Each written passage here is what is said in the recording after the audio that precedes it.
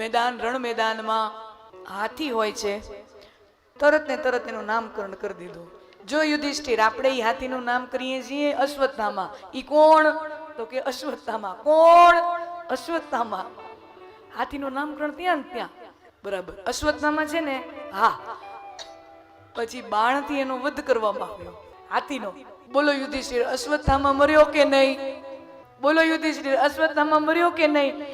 પણ પ્રભુ, ઈ તો હાથી અશ્વત્થામા છે ને, માણા અશ્વત્થામા નથી. ઈ તો ભગવાન કે તને કહું એમ કરને, તું ખાલી એટલું કહી દેજે ને કે અશ્વત્થામા મર્યો. પણ પ્રભુ, ઈ તો ખોટું કહેવાય. હું એમ કહીશ, અશ્વત્થામા મર્યો નરવા યા કુંજરવા. અશ્વત્થામા મર્યો નર, કુંજર એટલે હાથી. નર કે હાથી તમે નક્કી કરો. અશ્વત્થામા મર્યો. આ બોલું તો ચાલે? ભગવાન કે તું ઈ બોલ ને, તું બોલ. અને પછી કેવી વ્યવસ્થા મારા કાળિયા ઠાકરે કરી. યુધિષ્ઠિર ગુરુ દ્રોણની સામે આવીને કહે છે અશ્વત્થામા હતઃ. આ છે ને બરાબર સંભળાવવા દીધું. યુધિષ્ઠિર બોલ્યા અશ્વત્થામા હતઃ, ત્યારે બધું શાંત વાતાવરણ બરાબર સંભળાવવા દીધું. પણ પછી ઓલું નરવા કુંજરવા કરવા ગયા તો ભગવાને ઓલા ડુંદુબી વાળા, ઢોલ વાળા બધા બાજુમાં ઉભા રાખી દીધા હતા.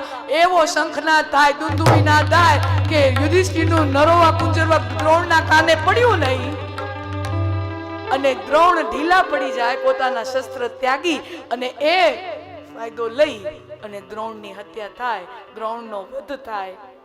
जहां तक सत्य पालन से धर्म की रक्षा होती है तब तक सत्य पालन सही, लेकिन जब असत्य बोलने से धर्म की रक्षा होती है तो असत्य सही. जरूरी है कि सत्य की रक्षा हो, जरूरी है कि धर्म की रक्षा हो. આપણે આમ રાતના 2 વાગ્યા હોય માની લ્યો અને એમ જોઈએ કે એક વ્યક્તિ છે, સાદો સરળ સજ્જન માણસ છે, એની પાછળ કોઈ ગુંડાઓનું ટોળું હથિયાર લઈને પડ્યું છે અને આપણે આમ બારીમાંથી જેમ જોઈ ગયા એટલે સ્વાભાવિક આપણને ડર લાગે. આપણે જોઈ ગયા કે આ શું થાય છે અને ઈ માનો કે સમજી લ્યો ઈ સજ્જન માણસ આગળ દોડતો જીવ બચાવવા, આમ તમને ખબર છે કે તમારી શેરીના છેલ્લા ઘરના ફળિયામાં જઈ અંદર જઈને હંતાઈ ગયો છે અને પછી ઓલા ગુંડાઓ ગોતતા ગોતતા આવે અને પૂછે કે આમાં અહીંયાથી કોઈ માણસને ભાગતા જોયું? ત્યારે સત્યવાદી હરિશ્ચંદ્ર થઈને એમ કહેવાનો જાય, હા હા હા, ઓલા મકાનના છેલ્લા બાયણે જો અંદર બેઠો. तब बोला जाए कि नहीं मैंने कुछ नहीं देखा, मुझे पता नहीं, तो वो असत्य भी धर्म है. तुमने किसी की प्राण की रक्षा की है, तुमने किसी के प्राण की रक्षा की है, तब असत्य भी धर्म है.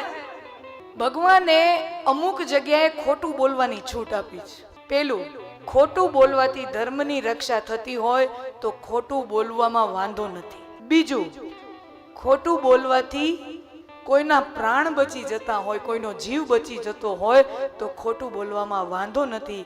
અને ત્રીજું, પ્રેમમાં મીઠું મીઠું ખોટું બોલવામાં વાંધો નથી. ये शास्त्र बोल रही हूं मैं, घर का नहीं लाई कुछ. शास्त्र, ये नीति शास्त्र कहता है कि પ્રેમમાં જેની સાથે આપણો પ્રેમ સંબંધ છે એ સંબંધની મહત્તા જળવાઈ રહે એના માટે ક્યારેક મીઠું મીઠું ખોટું બોલવું પડે ને. ઘણી વખત એવું થાય, જો સત્યથી સંબંધ બગડી જતો હોય અને થોડાક અસત્યથી સંબંધ સચવાઈ જતો હોય. ઘણી વાર એવું થાય, તમે જોજો પોતાના અંગત જીવનના, આપણી પર્સનલ લાઈફમાં પણ જોજો, થોડાક અસત્યથી સંબંધ કદાચ બચી પણ જતો હોય છે. એટલે પ્રેમ મેં મીઠા અસત્ય, પછી બહુ મોટું મોટું નહીં, મીઠા અસત્ય.